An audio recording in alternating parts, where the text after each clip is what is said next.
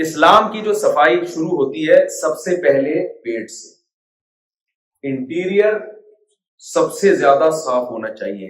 اس میں سب سے پہلے اسلام نے حکم دیا کلو من الطیبات، اے ایمان والو گندی چیزیں مت کھاؤ.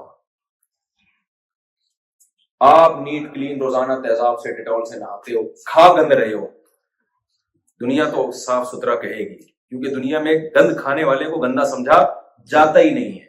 اسلام آپ کو صاف ستھرا قرار نہیں دے. سب سے پہلے اسلام نے فوکس کیا آپ کے پیٹ میں کیا اترنا چاہیے. میرا بیان سمجھ میں آ رہا ہے کہ نہیں آ رہا؟ میں کمپیئر کر رہا ہوں اس جو 1400 سال پہلے محمد صلی اللہ علیہ وسلم دین لے کر آئے اور آج دنیا میں جو کرائٹیریا اور معیار ہے تو کمپیئر کر رہا ہوں. یار وہ 1400 سال پرانا زیادہ اچھا ہے، کیونکہ آج دنیا میں صفائی میں اندر کیا ڈال رہے ہیں اس کا تو کوئی ہے ہی نہیں، اس کا تو کوئی سسٹم ہی نہیں ہے. محمد صلی اللہ علیہ وسلم نے جو صفائی کا نظام پیش کیا، اصل میں ہم لوگ یہ دیکھ رہے ہوتے ہیں کہ اگر اسلام سچا ہے تو مسلمان اتنے میلے کیوں ہیں، یہ بڑا مسئلہ ہوتا ہے. یہاں جب نوجوان آتے ہیں نا وہ کہتے ہیں ادھر کراچی میں گٹر کے ڈھکن نہیں ہے، گٹر ابل رہے ہیں، اور ادھر ایک چرسی پڑا ہوا ہے، اور ادھر دوست ہمارا ایک جاننے والا تھا وہ نہاتا ہی نہیں تھا، اللہ نے اس کو پتہ نہیں اتنا اسٹیمنا دیا تھا، صرف عید پہ نہاتا تھا، اس کے بارے میں مشہور. میں اس سے گلے نہیں ملتا تھا، میں تھوڑا سا دور دور ہی رہتا تھا کہ یار ایسا نہ ہو، اتنا بھی امیون سسٹم بڑھا کے ہم نے کیا کیا. تو جس کا امیون سسٹم ہم نے بوسٹ کرنا ہوتا تھا نا اس کو بھیج دیتے تھے گلے ملوانے. اب دیکھتا ہوں مفتی خالد صاحب اس کا کیا ترجمہ کرتے ہیں.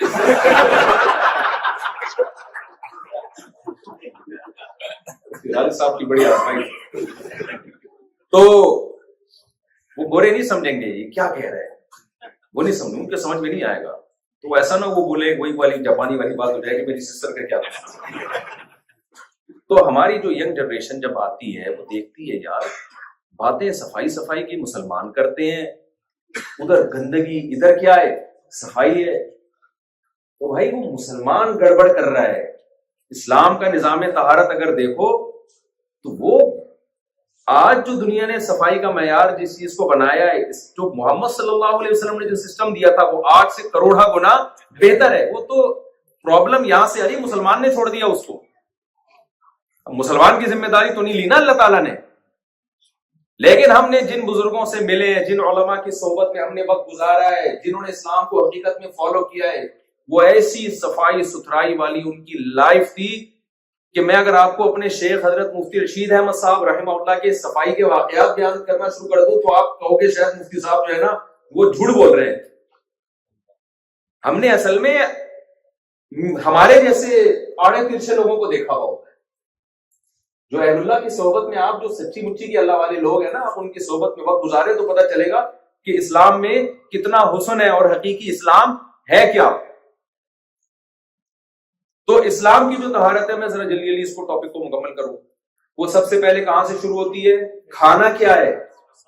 گندا نہیں کھانا. تو گندگی سے متعلق اسلام نے احکام دیے. پہلا لفظ اسلام نے کیا بتایا؟ کلو من الطیبات، پاکیزہ کھانا ہے، گندا نہیں کھانا. اب گندگی کی قسمیں بھی اسلام نے بیان کی. دیکھو جب بھی کوئی حکم مبہم بیان کیا جائے گا نا، اس کی ڈیٹیل آپ بیان نہیں کریں گے، اس کا مطلب آپ اس حکم پر عمل کروانا ہی نہیں چاہتے. مثال کے طور پر میں کسی کو مناظرے کا چیلنج کروں کہ آؤ میرے ساتھ مناظرہ کرو، اگلا کہ میں آ رہا ہوں، کس ٹاپک پہ بات ہوگی؟ میں کہوں کسی ٹاپک پہ نہیں، بس آ جاؤ. اس کا مطلب ہے کہ آپ بات چیت کرنا چاہتے ہی نہیں. پھر ٹاپک دے دیا، چلو بھائی کتنی دیر تم بات کرو گے، کتنی دیر میں کہوں چھوڑو ان باتوں میں کیا رکھا ہے، آ جاؤ بات کرتے ہیں. اس کا مطلب کہ جو آدمی ڈیٹیل میں نہیں جانا چاہ رہا، اس کو ایکسپلین نہیں کر رہا، اس کی شرائط متعین نہیں کر رہا، اس کا مطلب وہ بات چیت کرنا چاہتا ہی نہیں. تو خوب یاد رکھو جب بھی کوئی آرڈر مبہم مجمل دیا جائے اس کو آپ ڈیٹیل میں جا کے ایکسپلین نہیں کر رہے ہوتے، اس کا مطلب آپ صرف ایک فارمیلٹی پوری کر رہے ہو، آپ لوگوں کو اس حکم پر چلانا نہیں چاہتے. جیسے آج کل ویمن رائٹس اور ہیومن رائٹس کی بڑی باتیں ہو رہی ہیں. Women rights, human rights. جب پوچھا جائے کہ ویمن میں کیا مطلب کیا ہے، ویمن کی تو مختلف قسمیں ہیں نا. وومین آپ کی اماں ہوگی، وومین آپ کی بہن ہوگی، وومین آپ کی بیٹی ہوگی، وومین آپ کی وائف ہوگی، وومین آپ کی پڑوسن ہوگی، وومین آپ کی گرل فرینڈ ہوگی، وومین آپ کی کلیگ ہوگی. تو کس کس کا کیا حق ہے؟ اس ڈیٹیل سے دنیا کیا ہے بولو خاموش، یہ کوئی ایکسپلین نہیں کر سکتا. اس لیے ویمن کے سارے رائٹس کی ایسی کی تیسی ہو. اماں اولڈ ہاؤس میں جا رہی ہیں تو کیا رائٹس ہو گئے بھائی؟ اسلام جب ویمن رائٹس کی بات کرتا ہے، اسلام کہتا ہے بھائی دیکھو، اماں ہے تو اس کا حق کیا ہے؟ بڑھاپے میں اگر وہ تمہیں ستاتی ہے، چڑچڑا پن پیدا ہو گیا، ڈانٹتی ہے، تو لا تقل لہما اف، نہ ابا کے سامنے اف کرنا ہے نہ اماں کے سامنے. میں سمجھا پا رہا ہوں اپنی بات؟ ایکسپلین کر رہے ہیں نا. اماں ہے تو پھر یہ حکم، بیگم ہے اگر تو پھر اس کا حکم یہ ہے کہ ساری زندگی نان نفقہ کس نے اٹھانا ہے؟ بولو نا کیا ہوگا، بول نہیں رہے، شوہر نے اٹھانا ہے اس کا نان نفقہ. سمجھ رہے ہو کہ نہیں سمجھ رہے؟ اولاد ہے تو تا حیات بیٹی کا خرچہ تمہارے اوپر جب تک اس کی شادی نہیں ہو جاتی، اور بیٹے کا خرچہ جب تک بالغ نہیں ہو جاتا کس کے اوپر ہے؟ باپ کے اوپر ہے. تو رائٹس کو ایکسپلین کر رہا ہے نا. بہن ہے تو اگر اس کی کوئی جاب ہے، وہ کما رہی ہے تو تمہارے ذمہ خرچہ نہیں ہے، اگر وہ کما نہیں رہی ہے تو پھر باپ کے ذمہ خرچہ ہے، اگر باپ بھی نہیں ہے تو پھر یہ دیکھا جائے گا کہ وَعَلَى الْوَارِثِ مِثْلُ ذَلِكَ. قرآن میں اللہ نے ارشاد فرمایا کہ وارثین پر خرچہ ان کی وراثت کے بغیر ڈیوائڈ ہوتا ہے. یعنی دیکھا جائے گا یہ خاتون اگر مر جاتی تو اس کی وراثت اگر ہوتی تو کس کو کتنا حصہ ملتا؟ تو زندگی میں اس کا ٹوٹل نان نفقے کا اتنے پرسنٹ انہی وارثوں پر آ رہا ہے جو ان کی وراثت لیتے. میں سمجھا پا رہا ہوں اپنی بات؟ جی. دیکھو ایک خاتون کی اگر ڈیتھ ہو جائے، اگر عورت کے والد ہے نا تو ٹوٹل اولاد کا خرچہ میں کوئی شریک نہیں ہوتا، والد ہی ہوتا ہے. وَعَلَى الْمَوْلُودِ لَهُ رِزْقُهُنَّ وَكِسْوَتُهُنَّ بِالْمَعْرُوفِ، اور دیگر قرآنی آیات اور نصوص سے پتہ چلتا ہے کہ باپ پر ہی اولاد کا خرچہ ہے. باپ نہ ہو تو کیا ہوگا؟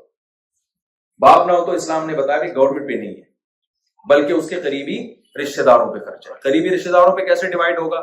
یہ دیکھا جائے گا اگر اس کے پاس جتنا پیسہ تھا اگر یہ مر جاتا یا مر جاتی تو اس کے وارثوں کو اس کی وراثت میں سے کتنے پرسنٹ ملتا. تو جتنے پرسنٹ ملتا اس کا نان نفقہ بھی اس وارث پر اتنے پرسنٹ ہی لازم. نہیں یہی بات میرا خیال ہے، کیونکہ مرنے کے بعد تو آ جائیں گے اپنا حصہ لینے کے لیے، جب نہیں مری ہے تو بھی تو اس کا حصہ دو نا. کتنا بہترین لا ایک قانون بنا دیا. تو ڈیٹیل میں جا رہے ہیں نا اسلام، ایک ایک چیز کو ایکسپلین کر رہے ہیں. تو ہم عورت کے بارے میں جب اسلام سے پوچھتے ہیں، اماں کا یہ حق ہے، بہن کا یہ حق ہے، خالہ کا کیا حق ہے؟ الخالۃ بمنزلۃ الام. نبی نے فرمایا خالہ بھی کیسی ہے؟ ماں کی جیسی ہے.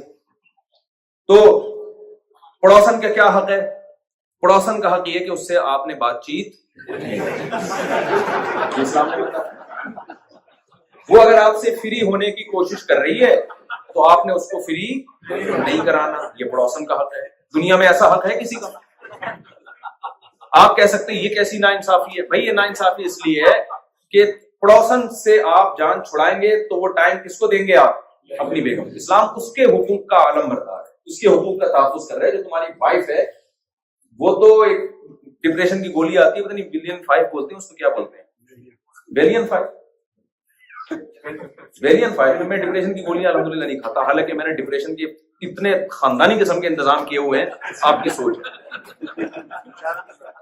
دیکھو جو ہمارا سیکولر اور لبرل طبقہ ہے نا، یہی اسلام کی خوبی، آپ اس سے اندازہ لگاؤ. تو قرآن نے کیا کہا؟ کلوا من الطیبات. اسلام نے صرف صفائی کی مبہم بات نہیں کی، اسلام نے ایک ایک چیز میں ڈیٹیل میں جا کے ہمیں بتایا. سب سے پہلے بتایا کھانا کیا ہے؟ پاک. پھر پاکی کی قسمیں اللہ نے بیان کر. ایک گندگی وہ ہوتی ہے جو دیکھنے میں گندگی نظر آتی ہے، جس کو انسان فوراً فیل کر لیتا ہے، جیسے گندگی پڑی ہوئی ہے، اسمیل آ رہی ہے اس میں سے، وہ بھی کیا ہے؟ حرام کر دیا اس کو. سمجھ میں آ رہی ہے بات؟ دوسرا اسلام نے کیا کہا؟ کچھ جانور ایسے ہیں جو گندے ہیں، وہ انسانوں کے کھانے کی چیزیں نہیں. خنزیر ہے، کتا ہے، بلی ہے، بھیڑی ہے، جتنے بھی درندوں کی قسمیں، کیڑے مکوڑے. اب لوگ پروٹین کے لیے کیڑے بھی کھا رہے ہوتے ہیں. آپ کیڑے کھا رہے ہو یار، آپ کتے بلی کھا رہے ہو اور آپ کہو کہ میں صاف ستھرا ہوں، یہ زبانی دعویٰ ہے. آپ صفائی کے معیار پہ نہیں اترتے. اسلام نے کہا کہ کھانا پاکیزہ چیزیں، پھر پاکیزہ چیزوں کو ایکسپلین کر دیا. حلال جانور کھا سکتے ہو، حرام جانور نہیں کھا سکتے. پھر حلال جانور میں بھی اسلام نے آپ کو بتایا مردار نہیں کھا سکتے، جو اپنی موت مر گیا ہو. کوئی جانور مر گیا، آپ نے اٹھا کے کباب بنا کے کھا لیا اس، یہ نہ، یہ انسانوں کے کھانے کی چیز بولو. اس کو ذبح کرنا ہے تاکہ اس کا گندا خون اس کی باڈی سے نکل جائے. خون گندی چیز ہے، کپڑوں پہ لگ جائے تو نماز نہیں ہوتی. احناف کے نزدیک جسم سے نکلنے سے وضو بھی ٹوٹ جاتا ہے، اس کا. امام شافعی کے نزدیک نہیں ٹوٹتا، لیکن اس پر اتفاق ہے کہ کپڑوں پہ لگ جائے گا تو نماز بولو نہیں ہوگی. اس گندی چیز کو آپ حلق میں کیسے اتارو گے بھائی؟ اسلام نے کہا کہ جب جانور تم نے کھانا ہے تو کیا کرنا ہے؟ ذبح کرنا ہے. اتنی صفائی ہے دنیا کی کسی مذہب؟ اسلام نے جو صفائی کا نظام پیش کیا ہے اتنا خاندانی ہے کہ اب تک دنیا اس کا آلٹرنیٹ نہیں ڈھونڈ سکتی. تو میں عرض کر رہا تھا کہ جانور میں بھی اللہ نے ہمیں بتایا کہ حلال کیا ہے اور حرام کیا، کیونکہ پیٹ میں کیا چیز ڈالنی ہے؟ صاف پاکیزہ چیزیں. پھر جانور کو ذبح کرنے کا حکم ہے تاکہ اس کی گندگی اس کے جسم سے نکل جائے. خون درندوں کے پینے کی چیز ہے، انسانوں کے کھانے اور پینے کی چیز خون نہیں ہے. پھر اللہ نے یہ بھی حکم دیا کہ جانور ذبح کرتے ہوئے اس پہ اللہ کا نام لو. اس میں بہت ساری حکمتیں. اس کا اصل مقصد ہے عقیدہ توحید کو زندہ رکھنا. مشرکین بتوں کے نام پہ جانور ذبح کیا کرتے تھے، لیکن اس میں ایک بہت بڑی حکمت یہ بھی ہے کہ یہ جو جانور ہے نا، ہمیں کوئی حق نہیں ہے کہ ہم اپنی غذائیت کے لیے ان سے زندگی کا حق چھین لیں. جو لوگ خدا کے منکر ہیں وہ کس بیس پہ جانور کو کاٹ کے کھاتے ہیں بھائی جب اتفاق سے پیدا ہوئے ہیں تو جتنا حق آپ کو زندہ رہنے کا ہے اتنا ہی بولو نا اس کو بھی زندہ رہنے. ہم جانور پہ اللہ کا نام لیتے ہیں. اس میں ایک حکمت یہ بھی ہے، یہ بتانے کے لیے کہ اگر اللہ کی طرف سے پرمیشن نہ ہوتی تو ہم ان جانوروں کو کھانے ہمارے لیے حلال نہ ہوتا. جس نے بنایا ہے اس نے ہمارے لیے ان جانوروں کو حلال کیا ہے، لہٰذا ہم اس کا نام لیں گے. جب آپ ان غیر مسلم کنٹریز میں آتے ہیں نا تو حلال و حرام کی فکر بہت سے لوگ چھوڑ دیتے ہیں. یہ جائز نہیں ہے آپ کے لیے. اور یاد رکھیں یہ مشین کا جو ذبیحہ ہے یہ حلال نہیں ہے. اللہ نے حکم دیا لا تأکلوا مما لم یذکر اسم اللہ علیہ. جس جانور پر اللہ کا نام نہ لیا جائے وہ مت کھاؤ. آپ کہہ سکتے مشین بھی تو اللہ کا نام لے رہی ہے. قرآن نے ہمارے لیے 3 قسم کی قوموں کے ذبح کردہ کھانے کو حلال قرار دیا ہے. ایک مسلمان، ایک یہودی اور ایک عیسائی جو اپنے مذہب پر کو فالو کرتے ہوں. آج کل بہت سارے کرسچن ایسے ہیں جو ایتھیسٹ ہو چکے ہیں، ملحد ہو چکے ہیں. ان کی بات نہیں ہو رہی. جو واقعی حضرت عیسیٰ علیہ السلام کو اللہ کا نبی مانتے ہیں اس کے ذبیحے کو اللہ نے حلال قرار دیا ہے. ان 3 مذہبوں کے علاوہ کسی کے ذبح کردے کو اللہ نے حلال قرار نہیں دیا. تو مشین کا کوئی مذہب ہوتا ہے؟ بولو بھائی کیا ہو گیا؟ مشین کا تھوڑی کوئی مذہب ہوتا ہے. تو اللہ نے اس کی بھی شرط لگائی ہے کہ جو پیغمبروں کو مانتے ہوں، آسمانی کتابوں کو کسی بھی درجے میں مانتے ہوں. یہی وجہ ہے کہ ہندو جب ذبح کرے گا تو ہمارے لیے حلال نہیں ہے. سکھ جب ذبح کریں گے تو چاہے 100 دفعہ اللہ کا نام لے لے ہمارے لیے حلال نہیں، کیونکہ پیغمبروں کے سلسلے کو نہیں مانتے. یہودی مانتے ہیں، عیسائی مانتے ہیں، مسلمان مانتے ہیں، اس لیے ان کا ذبیحہ حلال ہے. تو جب آپ سب لوگ جو اس بات کا اہتمام کریں گے کہ بھئی ہینڈ سلاٹر ہونا چاہیے، ہاتھ کا ذبیحہ ہونا چاہیے، تو یہاں کی گورنمنٹ آپ کو سہولت دے گی. ضرورت ایجاد کی ماں ہے نا، جس چیز کی ضرورت ہوتی ہے وہ چیز سوسائٹی میں آ جاتی ہے. لوگ اکثر مورگیج کا مسئلہ پوچھتے ہیں کہ جی ہم بینک سے اگر گھر نہیں لیتے تو بھائی گھر تو ہماری ضرورت ہے. یقیناً گھر آپ کی ضرورت ہے، ذاتی گھر آپ کی ضرورت ہے. سمجھ رہے ہیں؟ گھر ضرورت ہے لیکن ذاتی گھر کا ہونا آپ کی ضرورت نہیں ہے. اگر مسلمان اس طرح سودی قرضے لے لے کے گھر بنانا شروع کر دیں گے تو سود کے خلاف آواز کون اٹھائے گا؟ پھر اتنی بڑی تعداد مسلمانوں کی ہو، جب گورنمنٹ کو پتا ہوگا بھائی مسلم جو ہیں وہ مورگیج پہ گھر نہیں لیتے تو وہ خود اسلامک بینکنگ کو پروموٹ کریں گے. ان کا کیا جا رہا ہے؟ گورنمنٹ کا تھوڑی کوئی نقصان ہے اسلامک بینکنگ کو یا سودی بینکنگ کو. کہنے بھائی ہم جب بہت زیادہ مسلمان وہ دیکھیں گے کہ یہ لوگ نہیں گھر لے رہے ہم سے تو وہ کیا کریں گے؟ اسلامک بینکنگ کی طرف آئیں گے. وہ اگر مسلمان ادھر چلے گئے تو پھر یہ کام نہیں ہو سکتا. تو اسلام نے ہمیں بتایا کہ کھانا کیسے ہے. دوسری سب سے پہلے پیٹ کو صاف رکھنا ہے. پھر نجاست کی دوسری قسم ہے کہ چوری کا مال نہ ہو، حرام طریقے سے کمایا ہوا نہ ہو، یہ بھی نجس ہے. مثال کے طور پر آپ نے آب زمزم کی 2 بوتلیں پی ہیں لیکن وہ چوری کر کے لائے تھے آپ، یا آپ نے چوری کے پیسوں سے خریدی تو قرآن کے مطابق وہ بھی ناپاک ہے آپ کے لیے، حالانکہ وہ کیا ہے؟ آب زمزم.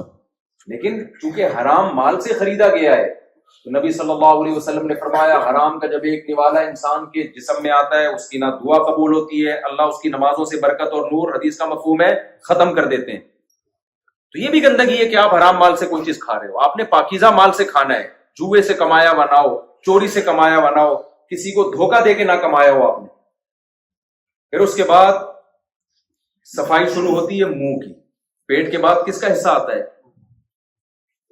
آج دنیا نے ٹوتھ پیسٹ اور ٹوتھ برش ایجاد کیے ہیں, لوگوں کو اویئر کیا جا رہا ہے بھائی دانتوں کو صاف رکھنا چاہیے. 1400 سال پہلے رسول اللہ صلی اللہ علیہ وسلم جو نہ لکھنا جانتے تھے نہ پڑھنا جانتے تھے, اس زمانے میں جب لوگوں میں دانتوں کی صفائی کا رواج نہیں تھا, اس قدر مسواک کا اور دانتوں کو صاف رکھنے کا حکم دیا کہ اس کی نظیر ہمیں ماضی میں کہیں بھی نہیں. ایسی تہذیب کہ آپ باہر سے میلے ہو, دانت آپ کے گندے ہو, تو جو کچھ بھی آپ کھا رہے ہو کیا وہ پاکیزہ ہو سکتا ہے؟ وہ صاف ہو سکتا ہے؟ صبح اٹھتے ہوئے مسواک ہو رہی ہے, رات کو سوتے ہوئے مسواک ہو رہی ہے, ہر نماز سے پہلے مسواک ہو رہی ہے. اور کمال کی بات یہ کہ دنیا سے جاتے ہوئے بھی مسواک ہو رہی ہے.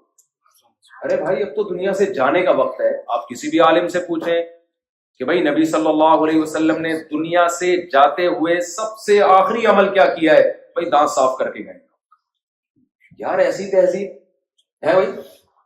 یہ جو فرعونیوں کی لاشیں دریافت ہوئی ہیں 4000 سال پہلے, میں نے خود BBC میں رپورٹ پڑھی ہے کہ ان کے دانتوں پہ جو تحقیق ہوئی ہے اس سے پتہ چلتا ہے پوری قوم میں کوئی بھی کمبخت ایسا نہیں ہے جو دانت صاف کرتا ہو. سمجھ میں آ رہی ہے بات؟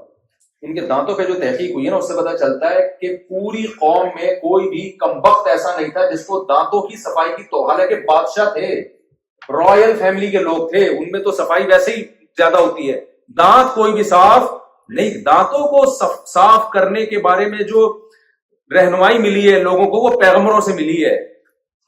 موسیٰ علیہ السلام مسواک کیا کرتے تھے, ابراہیم علیہ السلام مسواک کیا کرتے تھے, یعقوب علیہ السلام, یوسف علیہ السلام, جن کا بھی پیغمبروں سے لنک ہے ان میں تو آپ کو مسواک اور دانتوں کی صفائی نظر آئے گی. جن قوموں کا پیغمبروں سے رشتہ کمزور ہو گیا ان میں جب تک سائنسدانوں نے یا ڈاکٹروں نے اس کو پروموٹ نہیں کیا ہے اس وقت تک ان میں دانتوں کی صفائی کا کوئی تصور نہیں تھا.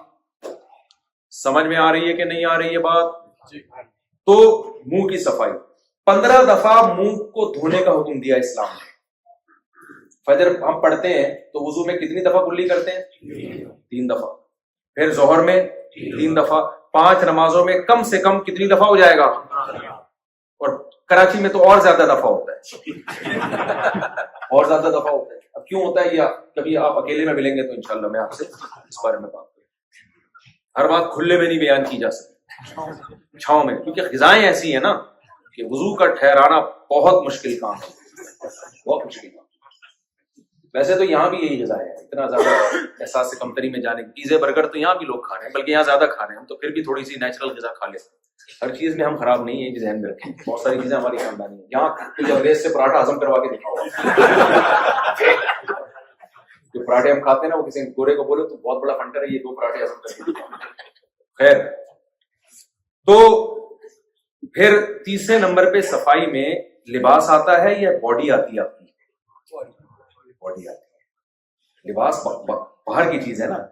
تیسرے نمبر پہ کیا آتی ہے؟ جسم. نبی صلی اللہ علیہ وسلم نے دن میں 15 دفعہ منہ کے دھونے کا حکم دیا ہے, قرآن میں ہے. 15 دفعہ بازو, 15 دفعہ پاؤں, 1 دفعہ سر کا مسا اور کانوں میں مسا. اس کے علاوہ آپ صلی اللہ علیہ وسلم نے فرمایا حق علی کل مسلم ان یغتسل فی کل اسبوع مرۃ او کما قال صلی اللہ علیہ وسلم. ہر مسلمان پر لازم ہے کہ ہفتے میں کم سے کم 1 دفعہ وہ غسل کرے. یہ اس قوم کو غسل کرنے کا حکم دیا جا رہا ہے جس کے پاس سب سے مہنگی چیز پانی تھا. عرب میں پانی, آج بھی پیٹرول سستا ہے بھائی, پانی کیا ہے؟ مہنگا ہے. وہ دور دراز جگہوں پہ جانا پڑتا تھا کنویں کی تلاش میں. میں نے جب مدرسے میں داخلہ لیا نا اور علم حاصل کرنا شروع کیا تو میں بتا رہا تھا نا سب سے پہلے جو ہماری فقہ کی کتاب ہے اسلامی قانون, مدارس میں قدوری پڑھائی جاتی ہے, اس میں سب سے پہلے کتاب الطہارہ. تو اس میں جب ہم نے حدیث پڑھی میں حیران ہو گیا. نبی صلی اللہ علیہ وسلم نے فرمایا اذا استيقظ احدكم من منامه فلا يغمسن يده في الاناء حتى يغسله 3 فانه لا يدري اين باتت يده او كما قال صلی اللہ علیہ وسلم. آپ صلی اللہ علیہ وسلم نے فرمایا جب تم میں سے کوئی شخص صبح بیدار ہوتا ہے, یہ عربوں کو صفائی ستھرائی سکھائی جا رہی ہے, سکھانے والا کون ہے یہ ذہن میں رکھیں, جو نہ لکھنا جانتا ہے اور نہ پڑھنا جانتا ہے. آپ صلی اللہ علیہ وسلم فرما رہے ہیں جب تم میں سے کوئی شخص صبح اٹھے تو برتن میں اس وقت تک ہاتھ نہ ڈال لے جب تک اپنے ہاتھ کو 3 دفعہ دھو نہ لے, اس لیے کہ اسے پتا نہیں ہے اس کے ہاتھ نے رات کہاں گزاری ہے. سمجھ میں آ رہی ہے بات؟ رات میں کوئی کتا بھی آ سکتا ہے, کوئی جانور آ سکتا ہے, کوئی گندگی لگ سکتی ہے, اپنی شرمگاہ پہ ہاتھ بھی لگ سکتا ہے, کسی کا پسینہ لگ سکتا ہے, 20 امکانات ہیں. یقین نہیں ہے نجس ہونے کا, یقین نہیں ہے, امکان کی بیس پہ حکم دیا جا رہا ہے کہ وہ پانی جس سے تم نے وضو کرنا ہے یا غسل کرنا ہے یا پینے کے لیے استعمال کرنا ہے اس میں تمہیں 3 دفعہ ہاتھ دھوئے بغیر ہاتھ ڈالنے کی اجازت نہیں ہے. صفائی کا یہ تصور میں سمجھتا ہوں اب بھی سوسائٹی میں نہیں ہے جو 1400 سال پہلے محمد صلی اللہ علیہ وسلم نے پیش کیا ہے. تبھی تمام فقہاء ایک مسئلہ بیان کرتے ہیں, بھائی بالٹی میں اگر پانی رکھا ہے غسل سے پہلے آپ کسی طرح مگے سے کسی طرح چلو سے اپنے ہاتھوں کو پہلے 3 دفعہ اچھی طرح دھوئیں, اس کے بعد آپ ہاتھ ڈالیں. اور ہمارے یہاں کیا ہوتا ہے, لنگی پہن کے ڈائریکٹ ڈبکی لگا رہے ہوتے ہیں لوگ. کیا خیال ہے بھائی, ڈبکی لگا رہے ہوتے ہیں. پانی سے استنجا یہ کس نے سکھایا ہے؟ محمد صلی اللہ علیہ وسلم سکھایا. لہذا جن قوموں میں محمد صلی اللہ علیہ وسلم کی تعلیمات نہیں ہیں ان میں اب تک پانی سے استنجا کا رواج نہیں. کیوں؟ اس کا تعلق آپ کی باڈی سے ہے, باڈی کو زیادہ فوکس کر رہا ہے. قرآن میں ان لوگوں کے بارے میں تعریف نازل ہوئی جو پانی سے استنجا کیا کرتے تھے. فیہ رجال یحبون ان یتطہروا واللہ یحب المطہرین. اللہ پاکیزہ رہنے والوں کو پسند کرتا ہے. یہاں پاکیزہ رہنے والے سے کون مراد ہیں؟ جو پانی سے استنجا کیا کرتے تھے.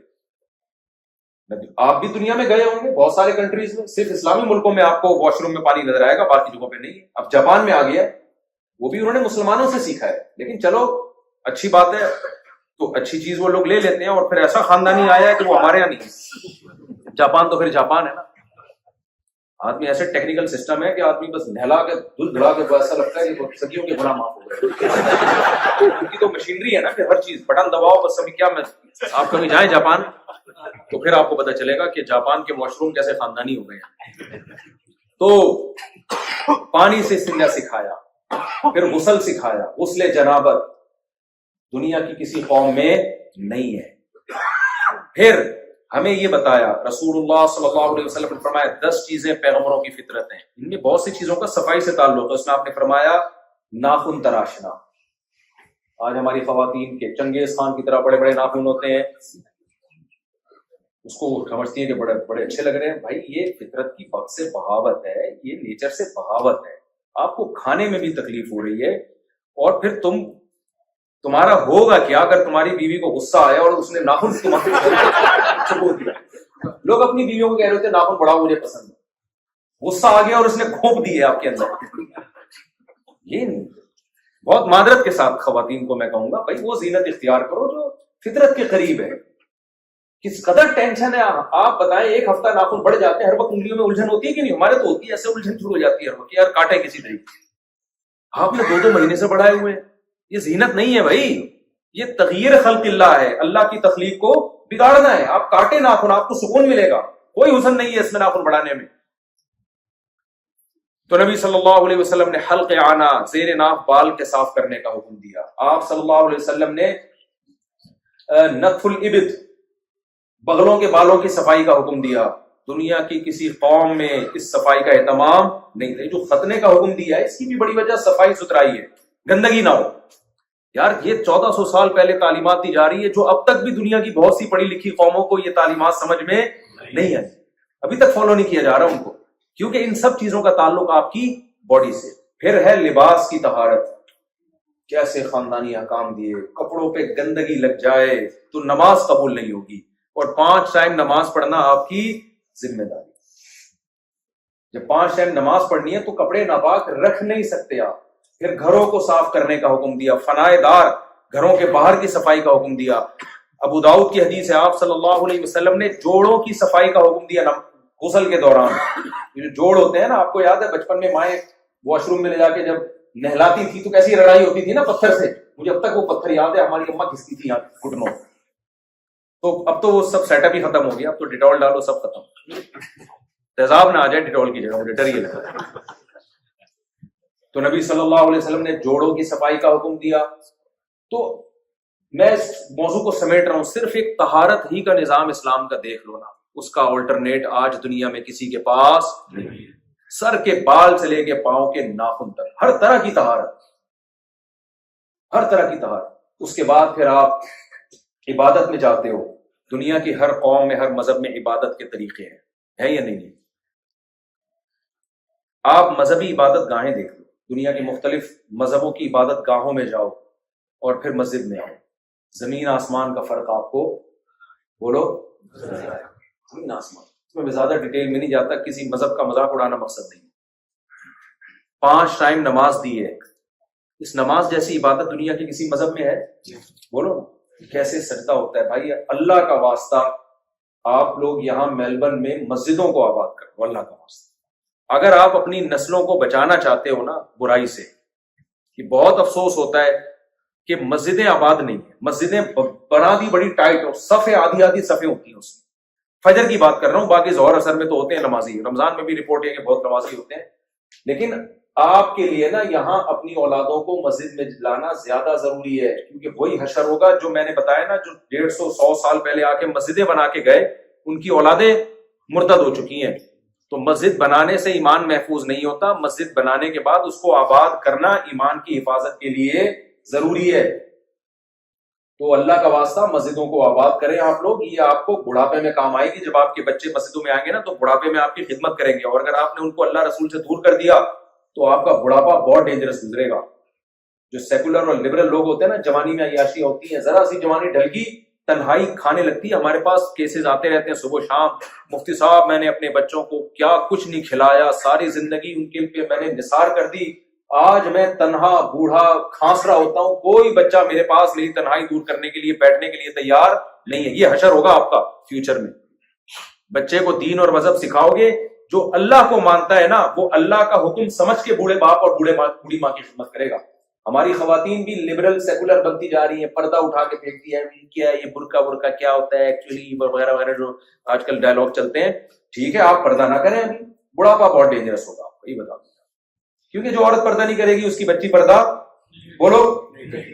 ہمارے ایک دوست کے ساتھ واقعہ ہوا، ان کی وائف جب ذرا ایجڈ ہوئی تو ڈپریشن میں جانے لگی، بچیاں پردہ نہیں کرتی تھی، وہ عجیب سے بےہودہ لباس، اور ہم جب بے پردگی آتی ہے تو حیا بھی ختم ہوتی ہے اور ماں باپ سے بدتمیزی آٹومیٹیکلی آنے لگتی ہے۔ جب حیا گئی نا تو ساری برائیاں آتی ہیں، یہ ذہن میں رکھنا۔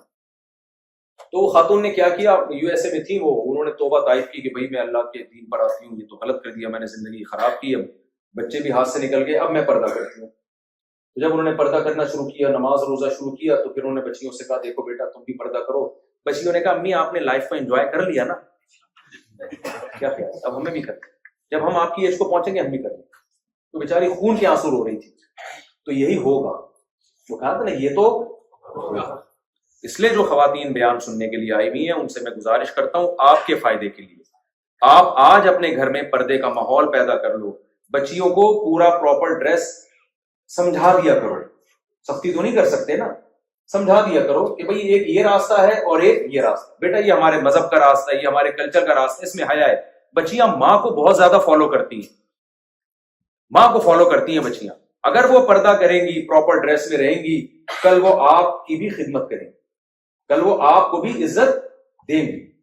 تو اللہ کا حکم سمجھ کے تو میرے بھائی ماں باپ کو رکھا بھی جا سکتا ہے، ان کی برداشت بھی کی جا سکتی ہے۔ جو اللہ کو نہیں مانتا وہ ماں باپ کس کھیت کی مولی ہو گئے، پھر وہ سمجھتے ہو گے نہیں سمجھتے ہو؟ تو اپنا بڑھاپا اچھا چاہتے ہو نا تو اپنے بچوں کو کیا سکھاؤ، دین سکھاؤ۔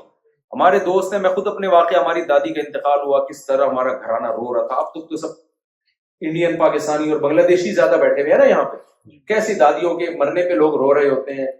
تو کیا تم یہ چاہتے ہو تمہارے مرنے پہ بچہ بولے ابا بڑھ گئے اچھا ہوا، بڈھے سے جان چھٹی ہماری؟ یہ چاہتے ہو؟ یا اولڈ ہاؤس سے فون آئے کہ یار اٹھا کے لے جاؤ، جو مذہبی رسومات کرنی ہے وہ کر لو؟ تو ہمارے، کیونکہ ہمارے باپ داداؤں نے ہمیں مذہب سکھایا تو ہمیں ان کے جانے پر خوشی کے بجائے غم ہوا۔ زندگی بھر ہم ان کو دعاؤں میں یاد رکھتے ہیں اور انشاءاللہ یاد رکھیں گے، موت تک یاد رکھتے رہیں گے انشاءاللہ۔ ہمارا تو رشتہ ختم نہیں ہوتا، کیونکہ جب اللہ سے رشتہ ہوگا تو اللہ کہتا ہے جو ماں باپ کو نہیں مانتا وہ پھر کسی کو بھی نہیں مانتا۔ اللہ نے اپنے حق کے بعد سب سے پہلا حق کس کا بتایا ہے؟ والدین کا۔ تو آپ کو ماں باپ کے سامنے جھکنا پڑے گا، ان کی کڑوی کسیلی برداشت کرنی پڑے گی.